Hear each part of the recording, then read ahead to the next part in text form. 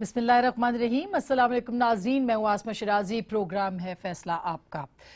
हिंदुस्तान और पाकिस्तान के दरमियान जाहिर है कि 3 जंगें हो चुकी हैं और कभी अक्सर औक़ात हमें कहना चाहिए कि कुछ दिनों के बाद कोई ऐसा मुद्दा आ जाता है जिसके बाद हालात और ज़्यादा ख़राब हो जाते हैं और दोनों ममालिक करीब होते होते दूर चले जाते हैं। अब जंग नहीं हो रही, उड़ी अटैक के बाद से लफ्जी जंग हो रही है और लफ्जी जंग इस कदर घिनौनी है हिंदुस्तान की जानिब से कि जितने अल्फाज इस्तेमाल किए जाएं कम है। हिंदुस्तान के अंदर भी जो मौजूद हैं कुछ सेन वॉइसेस वो इसके हवाले से बात कर रही हैं और इसको तनकीद का सामना इस मामले को करना पड़ रहा है। कल वज़ीर आज़म पाकिस्तान ने जनरल असम्बली से खिताब किया, कश्मीर के मसले को भरपूर तरीके से उजागर किया, बेहतरीन पाकिस्तान के हवाले से या कश्मीर के हवाले से बात की। बुरहानुद्दीन वानी जो कि एक नौजवान शहीद हुआ और हिजबुल मुजाहिदीन और कश्मीर के लोग जो हैं वो उसको किस कदर प्यार करते थे, पसंद करते थे, वो आप अपनी टेलीविजन स्क्रीन पे देख चुके हैं। मगर इस तकरीर के बाद एक पूरा इल्जाम पाकिस्तान के ऊपर, एक बौछार हिंदुस्तानी मीडिया की जो है वो पाकिस्तान के खिलाफ शुरू हो गई। हम आज के इस प्रोग्राम में इसी पे फोकस कर रहे हैं कि किस तरह से हिंदुस्तान का मीडिया जो है वो वॉर मॉन्गर्स यानी जंग को वो हवा देना चाह रहा है और एक तरफा झूठ के ऊपर मबनी चीजें जो है वो फैला रहा है, जबकि पाकिस्तान की तरफ से अब तक कोई जवाब उस तरह से नहीं आया और ना ही आना चाहिए, क्योंकि बहरहाल पाकिस्तान का मीडिया एक मैच्योर मीडिया है। मैं कुछ बाइट्स आपको सुनवाना चाहती हूँ। ये एक टाइम्स नाउ चैनल के बहुत ही दमदार किस्म के एंकर पर्सन हैं अर्नाब गोस्वामी साहब, इनको ज़रा सुनिएगा, उसके बाद हम मुख्तलिफ चीज़ें आपके साथ शेयर करते हैं। ज़रा सुनिएगा ये पाकिस्तान के बारे में क्या कह रहे हैं। I am delighted that 10 Pakistani terrorists were killed today in Uri. But viewers, this is not revenge enough. It's not revenge enough. We have to do more. We must hammer Pakistan either politically, diplomatically or militarily into submission.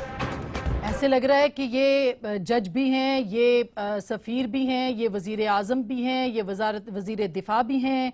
ये television screens के ऊपर बैठ के ये कह रहे हैं कि पाकिस्तान के ख़िलाफ़ जो कुछ हो रहा है, यानी जो कि वहाँ से आए कुछ लोग, फ़ौज ने स्पेशल ऑपरेशन किया और 10 यहाँ पे दहशतगर्द पाकिस्तान की सरजमीन में दाखिल होकर मार दिए, जिस खबर का कोई सर पाँव नहीं है। ये कह रहे हैं कि बहुत अच्छा हुआ, हम और लोगों को मारेंगे, हमें डू मोर यानी हमें कुछ और ज़्यादा अटैक्स करने चाहिए ताकि पाकिस्तान को बताएं कि जवाब कैसे देना है। दूसरा, अभी एक आपको एक ABP न्यूज़ है, वहाँ का एक बड़ा जाना माना चैनल है, वो क्या कह रहा है, उनकी खातून और फिर पाकिस्तान की खबर तैयार की हुई है, जरा देखिए वो क्या कर रहे हैं, सुनिए। वहीं उरी हमले के बाद लगातार ये सवाल उठाए जा रहे हैं कि पाकिस्तान को किस तरह से जवाब दिया जाएगा। सूत्रों के हवाले से ABP न्यूज को बड़ी जानकारी मिली है। सरकार के एक बड़े मंत्री ने ABP न्यूज को बताया है कि सरकार पाकिस्तान के अंदर घुसकर आतंकवादियों को मारने के प्लान पर काम कर रही है। इसके लिए विश्व समुदाय को भी तैयार किया जा रहा है। सरकार के सूत्रों का कहना है कि हम हिसाब बराबर करेंगे। देश पर पाकिस्तान के सबसे बड़े हमले को लेकर ABP न्यूज पर लगातार कवरेज जारी है। हम बुलेटिन में आप जिनसे बनेगी पाकिस्तान की खबर, जी हां, देखिए क्या है पहला रास्ता। भारतीय सेना पर सबसे बड़े पाकिस्तानी हमले का जवाब देने का सबसे आक्रामक रास्ता है सर्जिकल हमला। सर्जिकल हमले का मतलब है ऑपरेशन चलाकर गुनहगार का फौरन अंत किया जाए। अमेरिका ने साल 2011 में लादेन को पाकिस्तान के एबटाबाद में सर्जिकल स्ट्राइक कर मार डाला था।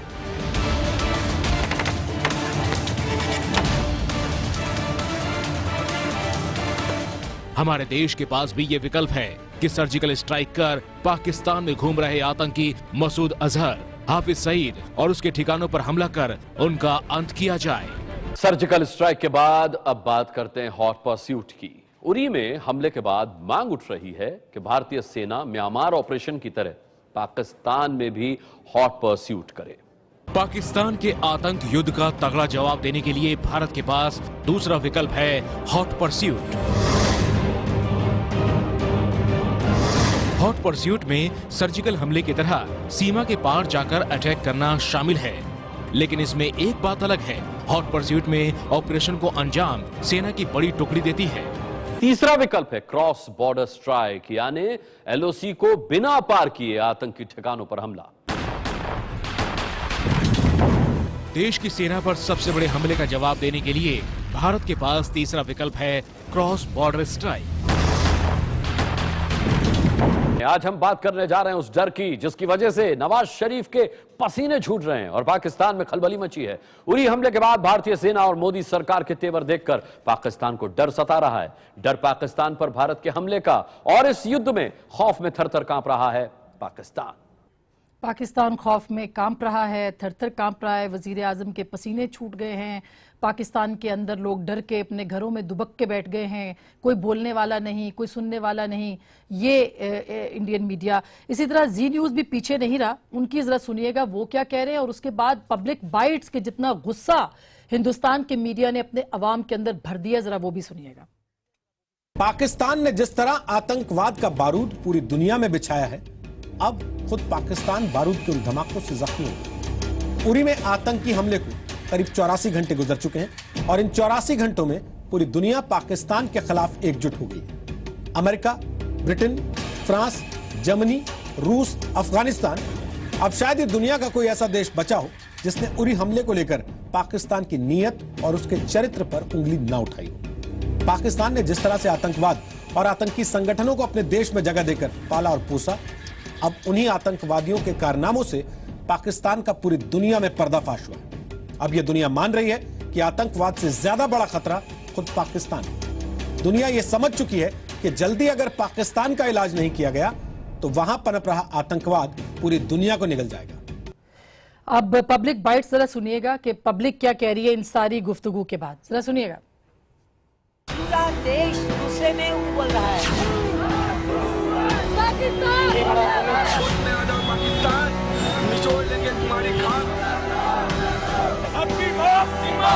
सरकार की कार्रवाई क्या है ये हमको एक बार दिखनी चाहिए। प्रधानमंत्री का सीना नहीं सूख रहा है, प्रधानमंत्री का सीना गुस्से से बड़ा हुआ है, ये दिखेगा।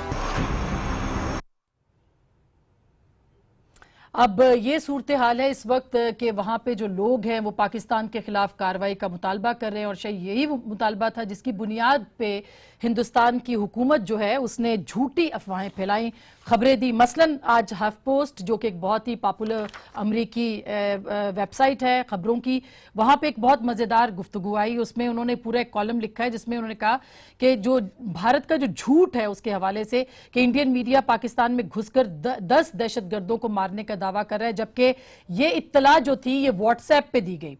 ये एक व्हाट्सएप था जिसको कि फॉरवर्ड किया गया हिंदुस्तान की फौज की तरफ से और वो पूरे मीडिया के अंदर फैलाया गया, और विद इन 9 मिनट ये खबर ऑन एयर थी कि जो पाकिस्तान के अंदर घुस के 10 दहशतगर्दों को मार दिया गया है।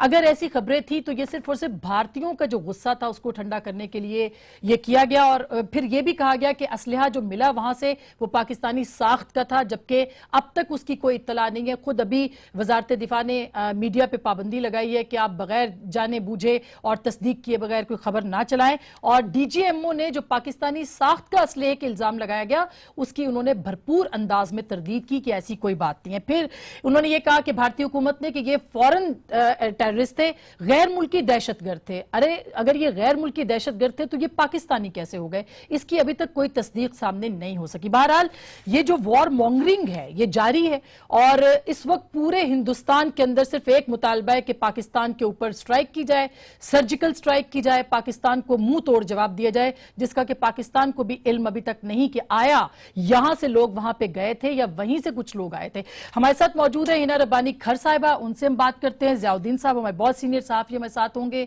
इम्तियाज आलम साहब होंगे, ब्रिगेडियर गजनफर अली साहब होंगे, लाहौर से ज्योति मल्होत्रा साहिबा भी इंडिया से हमें ज्वाइन करेंगी। सबसे पहले हिना जी से बात करते हैं। हिना, आपको क्या लग रहा है, जाहिर है कि प्राइम मिनिस्टर की कल की स्पीच, उसके बाद से पहले से भी जो तूफान इंडियन मीडिया उठा रहा है, क्या वाकई पाकिस्तान पे हिंदुस्तान हमला कर सकता है आपके ख्याल में?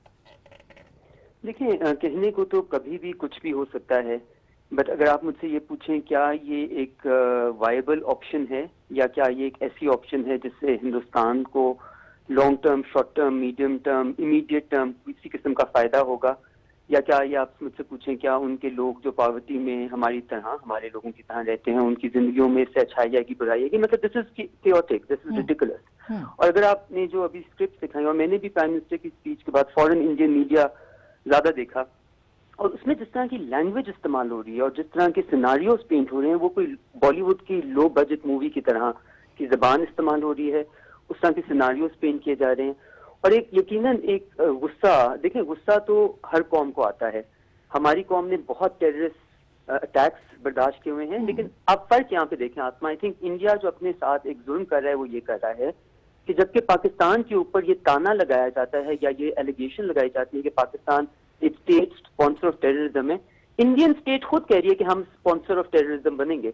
जब वो ये कहते हैं कि हम पाकिस्तान में जाके टेररिज्म फैलाएंगे, या जब वो ये कहते हैं कि बलूचिस्तान में सेपरेटिज्म इंस्टिगेट करेंगे, तो वो तो खुद अपने आप पे सेल्फ एक्यूजेशन लगा रहे हैं, जो कि इंटरनेशनल लॉ में या किसी भी इंटरनेशनल फोरम में ना एक्सेप्टेबल होना चाहिए, ना एक मुल्क की साख को ये सूट करता है। इसलिए मुझे इस चीज पे कभी शर्म आती है कि जब हमारे लोग भी वही जबान इस्तेमाल करना शुरू कर देते हैं, क्योंकि इस वक्त देखें बहुत जरूरी है इंडिया अपना आप दुनिया को दिखाए। और यकीनन उरी का attack, I think for instance मेरे नजर में पाकिस्तान को कंडेम उसको करना चाहिए, एनी एक्ट ऑफ टेररिज्म, बेशक वो इंडिया में हो, बेशक पाकिस्तान में हो, बेशक अफगानिस्तान में हो, क्योंकि हम इस लानत से का भुगता चुके हैं और हम इससे निकलने के जर्नी पे हमने बिल्कुल हिना, मेरा भी यही सवाल है कि पाकिस्तान ने कंडेम क्यों नहीं किया था। देखिए हम तो हिंदुस्तानी मीडिया की तरह जो फौज की तरफ से उनकी फौज की तरफ से या उनकी हुकूमत की तरफ से खबर आ रही है उस पर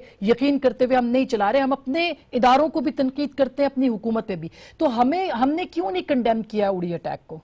आसमा, मैं तो ये सिर्फ यही कह सकती हूँ ना कि यही होती है reactive foreign policy versus proactive foreign policy. I can assure you, अगर हम इस वक्त ऑफिस में होते ये सबसे पहले कंडेम होता। आप देखिए पठानकोट के बाद रिएक्शन कितना डिफरेंट था, भारतीय हुकूमत का कितना डिफरेंट था, पाकिस्तान का कितना डिफरेंट था, और एक होप निकली कि शायद हम अब मैच्योरिटी की तरफ जा रहे हैं। But unfortunately Pakistan and India की स्टोरी एक स्टोरी और लिटनी ऑफ मिस्ड अपॉर्चुनिटीज है। और इस वक्त हम आज के दौर में इस तरह के सर्कमस्टांसेस जो क्रिएट हो चुके हैं बिटवीन टू न्यूक्लियर पावर्स, मतलब इट इज अगर कोई इमेजिनरी कोई फिक्शन लिख रहा होता तो वो भी शायद कहता कि ये नहीं होना चाहिए। और हमें इस वक्त क्या करने की जरूरत है, हमें बहुत जरूरी है। इसीलिए आई थिंक मैंने प्राइम मिनिस्टर साहब की स्पीच में उनको बहुत वेलकम किया, क्योंकि उन्होंने जो कश्मीर का मौक़िफ़ है वो जरूर एक्सप्लेन किया, कश्मीर की ग्राउंड रियलिटीज भी दो तरह से एक्सप्लेन की, लेकिन उनका जो लैंग्वेज रही वो मेजर्ड रही। उसमें उन्होंने पाकिस्तान का मौक़िफ़ ये ही होना चाहिए कि जी हम डायलॉग के जरिए पीस की तरफ बढ़ना चाहते हैं, हम ना वॉर मॉन्गरिंग करना चाहते हैं, ना वॉर लाइक सिचुएशन में जाना चाहते हैं। इन दोनों मुल्कों ने म्यूचुअली अश्योर्ड डिस्ट्रक्शन तो ऑलरेडी कर दी है। देखिए आप इस खित्ते में बैठे हैं जहाँ पे आपने पूरे खित्ते को होल्ड बैक किया हुआ है। हम सार की मीटिंग्स में जाते थे तो लोग बेचारे नेपाली भूटानी वो आपको ये कहते थे कि जी आप दो एलिफेंट फाइट कर रहे हैं और हम एंट्स रगड़ी जा रही हैं। साउथ के रीजन को देखो, कंपेयर करें किसी और रीजन दुनिया के। तो हिना वैसे ये बताइएगा कि ये जो आपने बात की कि प्राइम मिनिस्टर की स्पीच बिलाशुबा बहुत दुरुस्त थी, लेकिन हिंदुस्तान में ये बात बहुत की जा रही है कि बुरहानुद्दीन वानी का जिक्र करना, उसको ग्लोरीफाई करना, उसको ये मतलब नामुनासिब था। जो खुद वो ब्रामदाग के साथ कर रहे हैं वो उसको तो वो सामने नहीं लेके आते, लेकिन और खाम में बलोचिस्तान को कश्मीर के साथ मिला रहे हैं। लेकिन क्या आप ये समझती हैं कि प्राइम मिनिस्टर को बुरहानुद्दीन वानी का वहां पे जिक्र करना चाहिए था? देखिए अगेन में पाकिस्तान की डिप्लोमेसी बहुत मुख्तलिफ तरीके से कंडक्ट करनी चाहिए। पाकिस्तान की डिप्लोमेसी का एक मेजर एलिमेंट जो कि हमने अफगानिस्तान के साथ भी नहीं किया, और इसीलिए आज जब इंडिया, ये बात देखिए फिक्र की बात है और गौर करने की बात है कि आज जब इंडिया ने यूएन जनरल असेंबली में अपने राइट ऑफ रिस्पॉन्स के जरिए एक स्टेटमेंट दी, उस स्टेटमेंट में दो चीजें हमें छुपती हैं। एक ये छुपती है कि जब वो ये कहते हैं कि Pakistan state sponsor of terrorism है, वो अगर सिर्फ इंडिया का हमें नहीं छुपेगा। जब वो ये कहते हैं कि उसकी वजह से हम और हमारे नेबर्स, वो जो एक आइसोलेशन की बात करते हैं रीजन में, अब वेस्ट की तरफ से अगर प्रेसिडेंट गनी इस वक्त हमारे साथ खड़े होते और कहते नहीं पाकिस्तान तो हमें रिकंसिलिएशन में भी असिस्ट कर रहा है, पाकिस्तान बॉर्डर पे भी इंश्योर कर रहा है कि कोई उनके अंदर टेररिस्ट किस्म के ऑर्गेनाइजेशन ना हो और हमारी तरफ ना आए एक्सेट्रा, तो हम एक जगह पे खड़े होके इंडिया की इस लान-तान या एक्यूजेशन को डिस्रिगार्ड कर सकते हैं कम्प्लीटली। लेकिन इस वक्त आप देखें कि बांग्लादेश के साथ हमारे ताल्लुकात उनकी वजह से, लेकिन अफगानिस्तान में हमेशा कहती हूँ अफगानिस्तान में हमारी भी बहुत गलतियां हैं। प्रेसिडेंट गनी एक बड़ी अपॉर्चुनिटी लेके आए और हमने वो उसको डिस्रिगार्ड कर दिया। तो मेरे नजर में मैं कभी पाकिस्तान का नाम या पाकिस्तान की सपोर्ट, बेशक उसका टारगेट सही हो, बेशक वो कोई एंटिटी, इंडिविजुअल जो वायलेंस इस्तेमाल करता है, उसको पाकिस्तान की किसी किस्म की भी मॉरल डिप्लोमेटिक सपोर्ट हमें आउटराइटली नहीं देनी चाहिए। कश्मीर में जो सिचुएशन है वो हमारे लिए बहुत बहुत, वी हैव अ राइट, मैं हमेशा ये कहती हूँ हमारा हक भी बनता है और हमारी जिम्मेवारी भी बनती है, क्योंकि ये आप जितना मर्जी बलूचिस्तान के साथ इंडिया इक्वेट करने की कोशिश करें, India is making a fool of itself. सही बात है। बहुत बहुत शुक्रिया हिना जी हमसे बात करने का। एक छोटी सी ब्रेक के बाद जिया साहब, सॉरी आपको वेट करना पड़ा, ब्रिगेडियर साहब और इम्तियाज साहब से बात करेंगे और ज्योति से भी, हमारे साथ रहिएगा।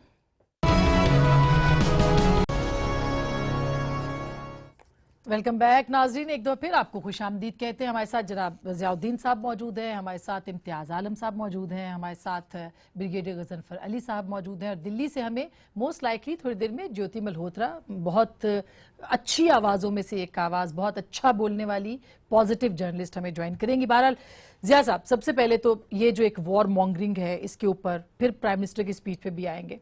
क्या समझते हैं आपके हिंदुस्तान का जो मीडिया है और इवन पाकिस्तान में भी कुछ लोग जो हैं वो जो जिस तरह का किरदार अदा कर रहे हैं वो ठीक है, मुनासिब है? ये हसमा, ये जो आपने दिखाए क्लिप्स, उससे मैं इम्प्रेस नहीं हुआ। अच्छा, वो कोई इतनी बड़ी बात तो नहीं थी जो उन्होंने बातें की हैं। वो जैसा कि इम्तियाज़ आलम ने वक्फे में कहा था कि अहमकाना बातें की हैं उन्होंने, पागलपन की बातें की हैं। कोई ज़्यादा इतनी कोई इन्हें कहा जाए कि वो कोई एटमॉस्फेयर क्रिएट कर रहे हैं वॉर का। हिंदुस्तान में खुद खासकर प्रिंट जर्नलिज्म में बहुत से ऐसी आवाज़ें हैं जो इस बात पे वो बार बार कह रहे हैं कि ये बातें जो आप कर रहे हैं अपनी हुकूमत को, ये गलत कर रहे हैं। खासकर कश्मीर के इशू को, कश्मीर में जो वायलेशन हो रही है ह्यूमन राइट्स को, वो उन्होंने फोकस किया हुआ है उस पर। इन्हें वहीं के काफ़ी जर्नलिस्टों ने, इन्हें एक ने तो ये तक कहा है एक कि भी हमें टच ऑफ इंसानियत, जो वाजपेयी की बात उन्होंने याद दिलाई, और ये भी कहा है कि आप चाहे कुछ भी कर लें, आपको पाकिस्तान से बात करना होगा कश्मीर के सिलसिले में।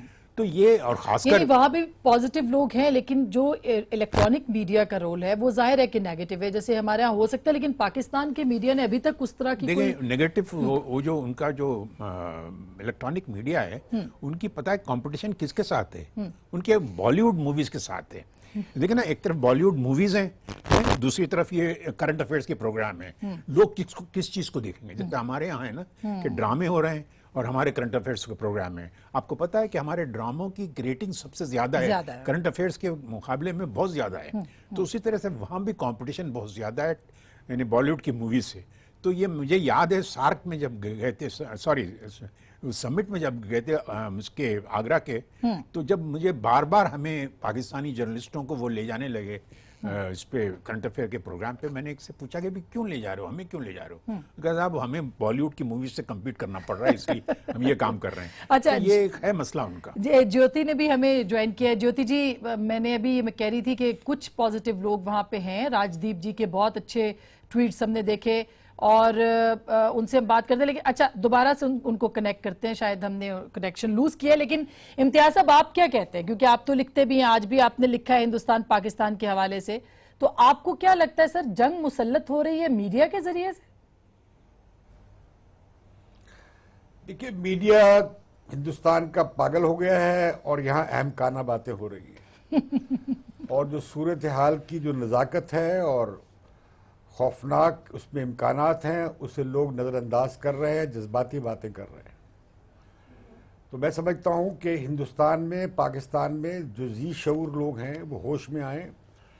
ये जो बातें करना, सर्जिकल स्ट्राइक कर देंगे, फिर बॉर्डर पे फौज लगा देंगे, कहीं से घुस जाएंगे और फिर महदूद जंग कब पॉसिबल है, ये सब अहमकाना बातें हैं। सबको पता है कि अगर एक सर्जिकल स्ट्राइक हुई तो उसके बाद फिर जवाब आएगा, फिर वो जवाब आएगा और बात पता नहीं कहाँ पहुंचेगी।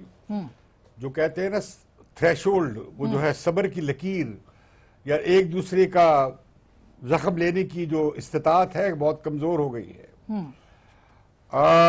अगर आप भारतीय पार्लियामेंट पर हमले को ले लें तो हिंदुस्तान ने फौजें लगाई, आगे नहीं बढ़े। मुंबई हुआ, मनमोहन सिंह ने ले लिया उसे। पठानकोट हुआ, हमारे दरमियान अच्छा एक तबादला हुआ हिंदुस्तान पाकिस्तान जिम्मेदाराना।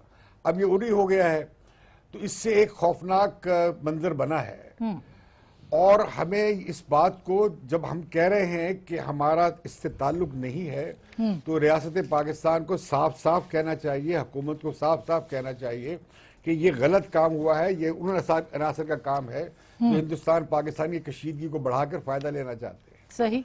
और दूसरी बात मैं ये कहूंगा कि इस तरह के वाकयात से कश्मीर के लोगों का जो जमहूरी स्ट्रगल है उससे नुकसान होता है, वो दहशतगर्दी से ब्रैकेट होती है। उन्होंने कोई मदद नहीं की, जिन लोगों ने भी की है।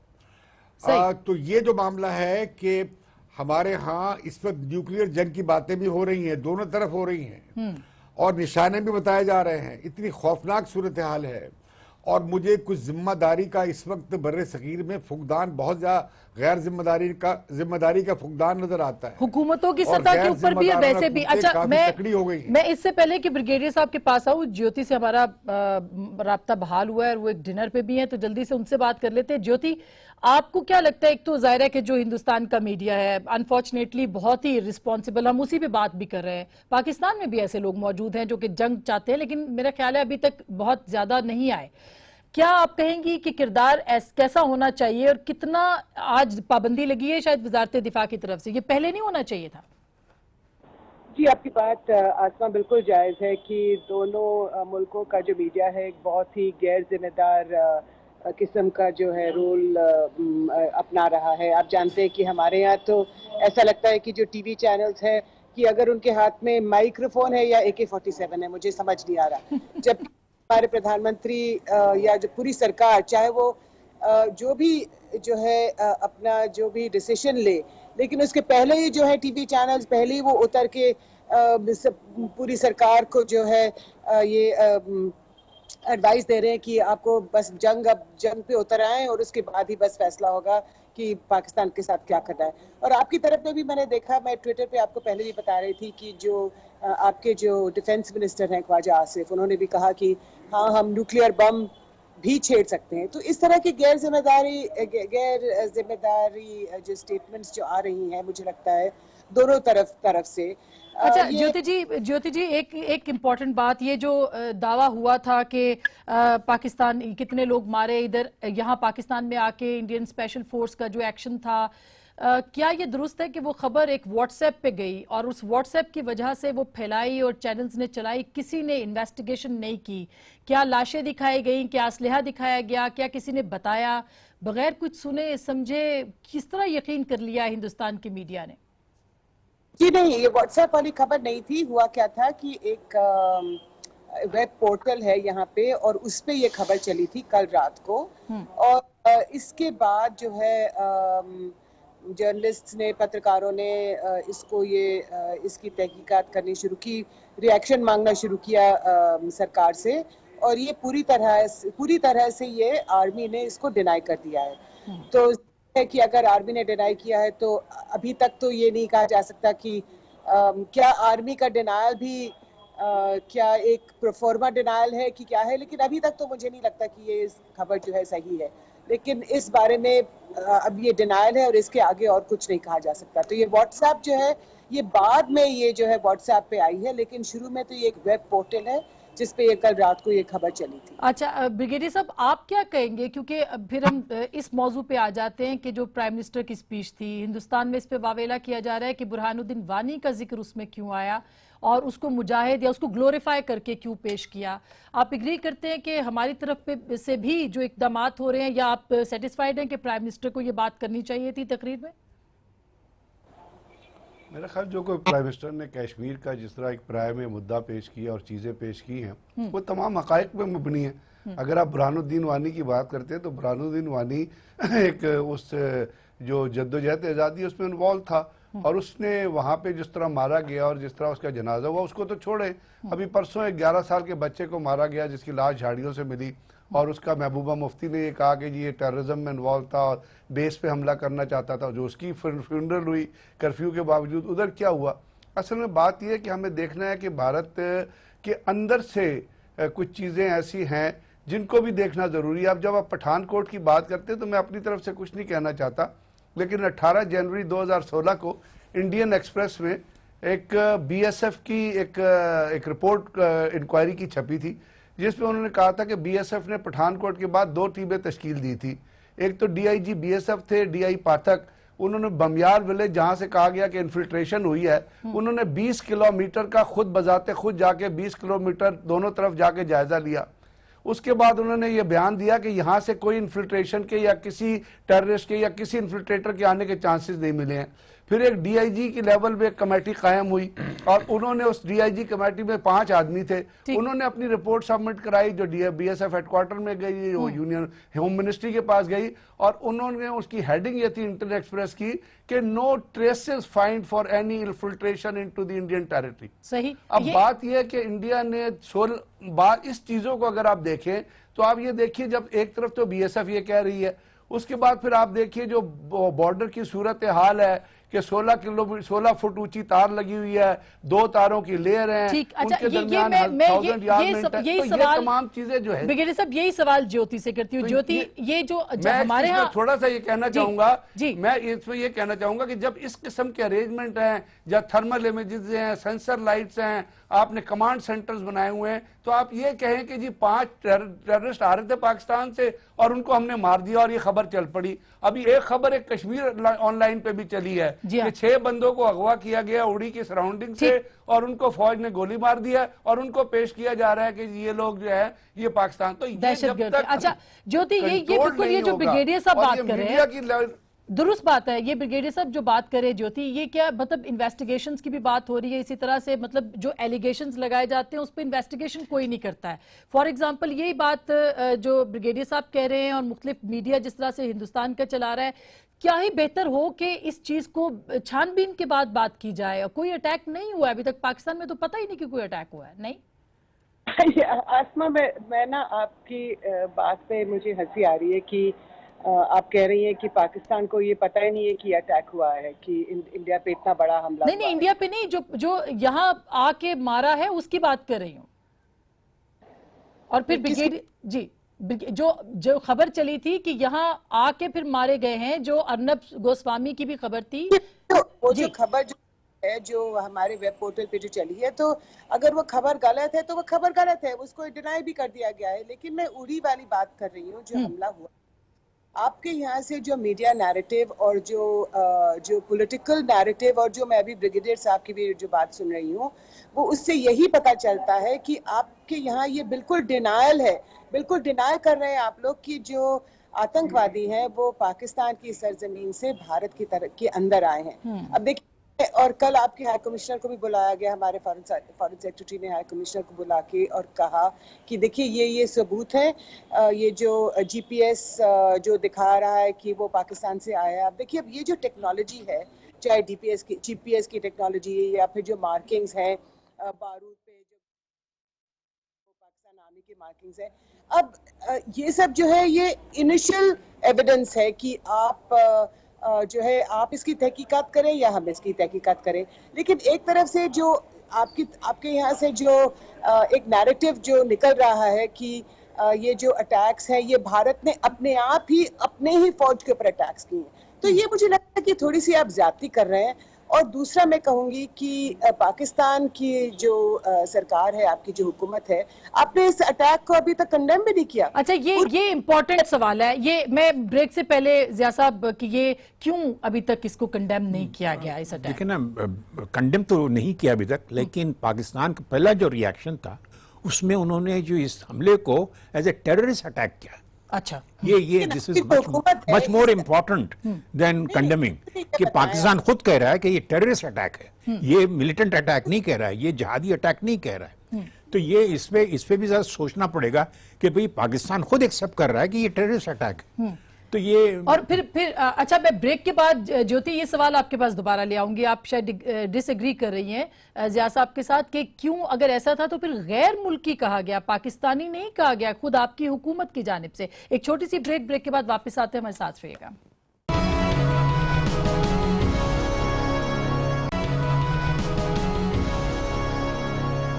वेलकम बैक नाजरीन, एक दफा फिर आपको खुश आमदीद कहते हैं। और ब्रेक से पहले ज़िया साहब कह रहे थे कि पाकिस्तान ने इस टेररिस्ट अटैक को जो है वो कंडेम करने से ज़्यादा इसको दहशतगर्दी का एक वाक़या कहा, जो कि इटसेल्फ बहुत बड़ा स्टेटमेंट है। ज्योति के पास मैं जाऊंगी, लेकिन क्विकली इम्तियाज साहब आप कहते हैं बड़ी पिक्चर इसके ऊपर ब्रेक में कि वो क्या है आपके नज़दीक इस वाक़े के बाद की बड़ी पिक्चर?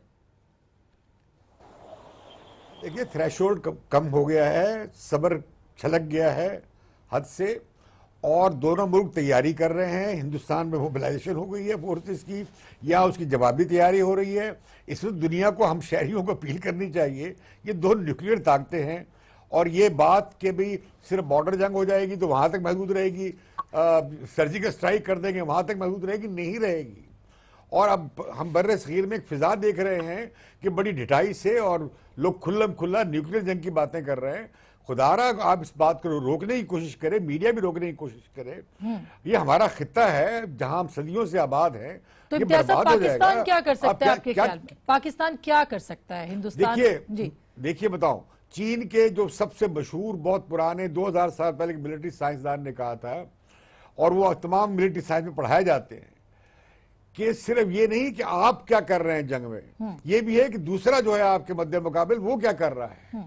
अगर हिंदुस्तान मिसाल के तौर पे अगर जाना चाहता है लड़ाई की तरफ, पाकिस्तान की तरफ, तो क्या पाकिस्तान को भी जाना चाहिए? क्या पाकिस्तान के इंटरेस्ट में है ऐसा करना? नहीं है। अगर हम नहीं चाहते और हम चाहते मुज़ाकरात हों, तो हमें सूरत हाल को डिफ्यूज करने की कोशिश करनी चाहिए। अच्छा, मैं उस पे आऊंगी अगर कि हम कैसे जंग करना डिफ्यूज कर चाहते सकते हैं, हैं। हमारा बयानिया और होगा, अच्छा, तरीका और होगा। वो अगर हम इम्तियाज साहब, जंग वो नहीं बयानिया चाहते क्या होगा? और हमारी तवज्जो सारी अफगानिस्तान के बाद से हट जाएगी और दहशतगर्दी से हट जाएगी, एक नई जंग शुरू होगी, तो उसमें हम फंस के रह जाएंगे। बिल्कुल। ज्योति जी, जो ना हिंदुस्तान के बाद में पाकिस्तान। सर, ये ज्योति से पूछ रहे थे, ज्योति वो ऐसा हल पाकिस्तान क्या करे कि एतमाद की फिजा जो है वो बरकरार रहे, या वो बढ़ सके, बरकरार तो है ही नहीं, वो पैदा हो सके कम से कम। ऐसा पाकिस्तान को क्या करना चाहिए और हिंदुस्तान को क्या करना चाहिए? जी, मेरे ख्याल है कि राब्ता ब्रिगेडियर साहब, आप क्या कहेंगे? पाकिस्तान को ऐसा क्या करना चाहिए? पाकिस्तान में देखिए, प्राइम मिनिस्टर की जो कल की स्पीच है, उन्होंने जहां कश्मीर का बयान किया, उसके साथ उन्होंने ये भी कहा कि हम मुज़ाकरात के लिए तैयार हैं। और अगर तारीख उठा के देख लें तो बारहा ये चीज़ हुई है कि पाकिस्तान मुज़ाकरात भारत से करना चाहता है, लेकिन ये है कि ताली एक हाथ से बज नहीं सकती। तो जब तक पाकिस्तान के दो बड़े इंपॉर्टेंट मुज़ाकरात हुए, एक था आपका सरक्रीक का मुज़ाकरात थे जो हल के करीब पहुंच गए थे, उसके बाद हुआ क्या, वहां पे भारत ने फ्लोटिंग माइंस लगा दी, तो जो चीज थी जहां पे रुकनी थी वहीं रुक गई। उसके बाद सियाचिन पे जब आप आगे बढ़े, हमारे आर्मी चीफ ने भी स्टेटमेंट दी कि सियाचिन हल होना चाहिए, तो वो कहते हैं कि हम इसको AGPL पे हल करेंगे, यानी एक्शन ग्रांड पोजीशन लोकेशंस पे। तो बात यह है कि दोनों मुल्कों में जब तक टॉप लेवल पर सैनिटरी प्रिवेल नहीं होगी, आज आप कह रही हैं कि जी वहां से लोग कह रहे हैं हथियार मिले हैं जिसके ऊपर मार्किंग थी। आज आप अखबार में, प्रेस में, इंटरनेशनल प्रेस में भी उठा के पढ़े, उन्होंने कहा जी NIA ने ये कहा है कि जो भारत के DGMO ने बयान दिया था, जो उनकी नेशनल इन्वेस्टिगेटिव एजेंसी है, उन्हें कहा कोई ऐसे हथियार नहीं मिले हैं जिसमें पाकिस्तान की मार्किंग थी। तो जब शुरू से दुनिया की कौन सी एजेंसी है या कौन सी फोर्स है, मुझे निकाल के बिठा दे, मोस्ट साइंटिफिक इंटेलिजेंस फोर्स हो या फौज हो, जो इवेंट शुरू हो तो उनको पता चल जाए कि कौन कर रहा है। ब्रिगेडियर साहब, ये उसके जिम्मेदार कौन है? तो बात यह है कि तमाम चीजों के अंदर, हाँ जी, मैं ज्योति तमाम चीजों के अंदर कुछ ऐसा एलिमेंट है जिसको शक की निगाह से दे। अगर वो चीज खत्म हो जाए और आप एक प्रॉपर इन्वेस्टिगेशन, प्रॉपर अप्रोच की तरफ जाएं और वहां पे लीडरशिप में एक सैनिटी प्रिवेल करे, वहां भी एक्सट्रीमिस्ट एलिमेंट ना प्रेस करें गवर्नमेंट को कि जाएं जी पाकिस्तान से ऐलान कर दें, या यहां भी ना करें, तो कोई हल ही नहीं है। आप तो न्यूक्लियर जंग की बात करती है, मैं तो कहता हूं कि जो कन्वेंशनल एक वॉर अगर हो गई, या अगर एक लिमिटेड स्केल, वो भी बड़ी डैमेजिंग होगी पाकिस्तान के पब्लिक के लिए और इंडिया की पब्लिक के लिए। सफर अवाम नहीं करना है, सफर खवास ने नहीं करना। न्यूक्लियर तो आप पीछे ले जाए ना, वो तो अल्टीमेट। अगर आपकी कन्वेंशनल वॉर हो गई जिसमें आपकी आर्टिलरी यूज हुई, आपके टैंक्स यूज हुए, आपके आर्मर्ड को, या आपके normal conventional weapons, automatic weapons अगर यूज हुए, या आपके रॉकेट लॉन्चर यूज हुए, उसमें भी बड़ी तबाही होगी। जो इस चीज को एक बात का मैं इजाफा कर दूं। जी इम्तियाज साहब, मैं जनरल गुलाम मुस्तफा से पूछ रहा था कि अगर हिंदुस्तान की तरफ से एक मिसाइल आए या यहां से मिसाइल दागा जाए, तो क्या कोई तरीका है मालूम करने का कि उस पर न्यूक्लियर वॉर हेड नहीं है या है? उनका कहना था ऐसा हमारे पास या अमेरिका और रूस के पास भी नहीं था। अलबत्ता वहां टाइम था 30 मिनट 35 मिनट का फ्लाइंग टाइम, यहां तो फ्लाइंग टाइम ही नहीं है। नहीं, यहाँ तो दोनों साइड है। अगर कोई भी चीज करते हैं तो अगर वो इंडिया में भी गिरता है तो पाकिस्तान इफेक्टेड होगा। अगर पाकिस्तान में गिरता है कि इंडिया के बहुत सारे इलाके, क्योंकि हम कंटिन्यूअस बॉर्डर में रह रहे हैं, हमारे यहाँ क्वेश्चन ये अच्छा ये ज्योति आपने बात सुनी, मैं ये सिर्फ मैं ये पूछ लूं इससे पहले कि ज्योति जाए। ज्योति, ये आपने बात सुनी कि देखिए अगर दोनों मुल्क जंग की तैयारियां कर रहे हैं, पाकिस्तान के अंदर भी एयरफोर्स 2 दिनों से तैयारियां कर रही है, हिंदुस्तान के अंदर भी आप लोग तैयारियां कर रहे हैं, तो ये जंग अगर मुसल्लत हो गई तो दोनों मुल्कों का नुकसान है, फायदा नहीं है बिल्कुल भी। ज्योति जी, आपकी आवाज नहीं आ रही है मुझे। आपका सवाल क्या था? मैं ये कह रही हूँ कि दोनों तरफ जंग की तैयारी हो रही है, तो इसका नुकसान तो दोनों मुल्कों को होगा। अगर न्यूक्लियर वॉर शुरू होती है तो हमारे तो बीच में डिस्टेंस ही नहीं, जो भी बात कर रहे थे, कैसे दोनों तरफ तबाही होगी, इसके अलावा कुछ नहीं। कैसे रोके इस चीज को? आपकी बात बिल्कुल जायज है। देखिए, ये जो जंग वाली जो बात है, मुझे लगता है ये ऐसी बातें तो बिल्कुल ही नहीं होनी चाहिए। और दोनों मुल्क जो है ऐसी गैर जिम्मेदारी स्टेटमेंट्स जो हैं बना रहे हैं, और हमारी मीडिया और आपकी मीडिया भी जो है, जो मीडिया नैरेटिव जो सुनने में आ रहा है कि आपके हाथ में टीवी कैमरा नहीं है या आपके हाथ में टीवी माइक्रोफोन नहीं है, लेकिन ऐसा लगता है कि कोई AK-47 है या कोई ग्रेनेड है या कोई बम है। तो ये तो बचपना है कि देखिए हमारे दोनों हम न्यूक्लियर देश हैं और हमें आपस में आमने सामने बैठकर बात करनी चाहिए कि प्रॉब्लम क्या है। अगर कश्मीर में जो हो रहा है, कश्मीर के अंदर जो ह्यूमन राइट वायलेशन हो रही हैं, वो बिल्कुल गलत हैं। और मुझे लगता है कि सबसे पहला कदम जो हमारे प्रधानमंत्री को उठाना चाहिए वो ये है कि कश्मीर के अंदर जो पिछले 2-2.5 महीने से जो कर्फ्यू लगा हुआ है, उसको एक तो उन कश्मीरियों के साथ बात की जाए, जो हुर्रियत है उनके साथ बात की जाए, लोगों के साथ बात की जाए, और साथ साथ पाकिस्तान के साथ भी डायलॉग शुरू होना चाहिए। ये जो लेकिन दूसरा मैं ये भी आपसे कहना चाहूंगी कि जो अटैक अभी हुआ है उड़ी पे, जो भारतीय फौज पे जो इंस्टॉलेशन पे, उसका कंडेमनेशन अभी तक पाकिस्तान की सरकार की तरफ से नहीं आया।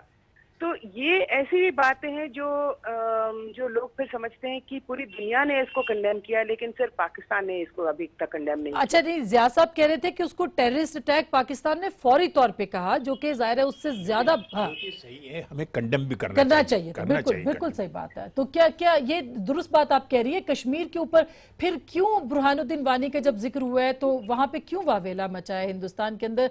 आखिर बुरहानुद्दीन वानी के पास एक बहुत लेजिटिमेट सपोर्ट है वहां के कश्मीरियों की, और आपने प्रोसेशंस देखे और आपने आवाजें सुनी और आपने आजादी के नारे सुने हैं, तो फिर किस तरह से आप उसको कंडेम कर सकते हैं और क्यों पाकिस्तान उसकी बात नहीं करे? ज्योति आपको आवाज आ रही है?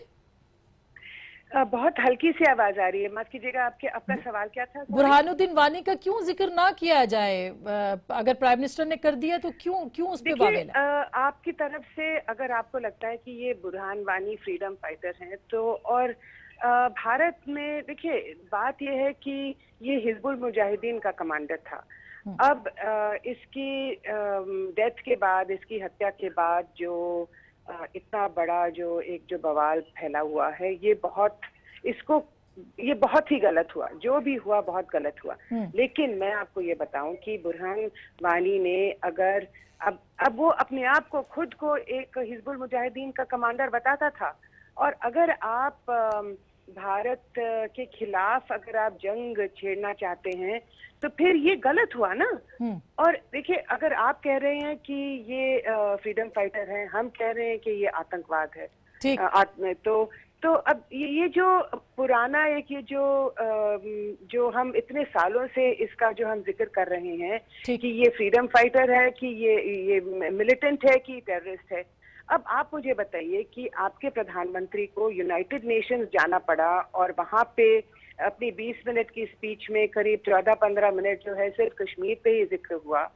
तो ये जो इंटरनेशनलाइज करने की कोशिश जो हुई है पाकिस्तान की तरफ से, जाहिर है अगर मैं पाकिस्तान जी बिल्कुल, वो तो उनका ये तो एक ऐसा डिस्प्यूट है साहब, जो कि देखिए आपकी तरफ से समझ में आती है बात। सही जी, आपकी तरफ से ये बात समझ में आती है कि जो कश्मीर के अंदर जो हो रहा है ये बहुत गलत हो रहा है। ये मैं सबसे पहले इसको मैं आपकी बात को कबूल करती हूँ कि जो कश्मीर में पिछले 2-3 महीने से हो रहा है ये बहुत ही गलत हो रहा है। लेकिन अगर इसको आप अगर साथ साथ अगर ये भी बात देखें कि आपने जो है या आपकी फौज ने या आपकी स्टैब्लिशमेंट में, मैं ना फौज का नाम लूंगी ना प्रधानमंत्री का नाम लूंगी, आपके वजीर आजम का, मैं सिर्फ कहूंगी कि जो आपके एस्टैब्लिशमेंट ने एक ये जो कोशिश करी है भारत को जलील करने की, और वो भी एक अंतर्राष्ट्रीय ये अब बरामदाग के ऊपर वक्त चूंकि खत्म हो रहा है, ब्रिगेडियर साहब आपसे बात करके एक पॉइंट मैं जिया साहब से भी लूंगी। अब जो कि बरामदाग वर्सेस बुरहान वानी चल रहा है,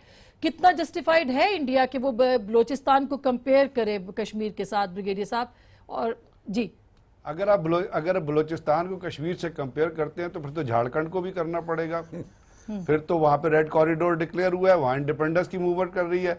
नक्सलाइटिस को भी कंपेयर करना पड़ेगा, वो भी जस्टिफाइड मूवमेंट है क्योंकि वो भी इंडिपेंडेंस के लिए लड़ रहे हैं। फिर तो खालिस्तान भी है, वो सिख भी लड़ते रहे हैं खालिस्तान के लिए।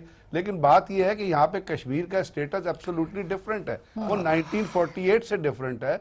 और उसके अंदर अगर आप बुरहानुद्दीन वानी की बात करती हैं तो बुरमदाद बुख्ती तो डिक्लेयर्ड टेररिस्ट है, हरबियार मरी तो डिक्लेयर्ड टेररिस्ट है। और उसके साथ साथ आपने देखा, मैं तो कहता हूँ कि जो कलभूषण यादव आया था, आप देखिए सेकंड वर्ल्ड वॉर से लेके आज तक आप मुझे दुनिया में कहीं तारीख में उठा के बता दें कि एक सर्विंग ऑफिसर जो है वो कहीं आया और वो पाकिस्तान का सब ये कैसे ये जी सर बिल्कुल कैसे ये सब चीजें हल होगी? नहीं, इसमें पाकिस्तान, आपने एक सवाल किया था कि पाकिस्तान को क्या करना चाहिए। पाकिस्तान को सबसे पहले बॉम्बे की इन्वेस्टिगेशन कंप्लीट करना चाहिए।